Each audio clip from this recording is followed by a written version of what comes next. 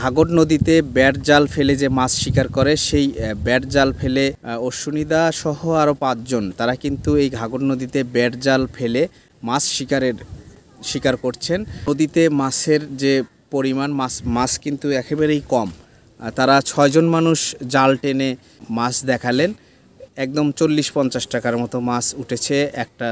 দোহা চাকামার্কা খাঁটি সরিষার তেল, 400 হাত জাল, এই যে ব্যাট জাল 400 হাত জালে মাত্র 40-50 টাকার মাছ উঠেছে। মূলত সে কারণে নদীর মাছের মূল্য কিন্তু বাজারে একটু বেশি, যেহেতু নদীতে মাছ পাওয়া যাচ্ছে না, নদীতে মাছ কিন্তু একদম কমে গিয়েছে। আবারও এই যে দেখেন নদীতে আবারও ব্যাট জাল ফেলছে।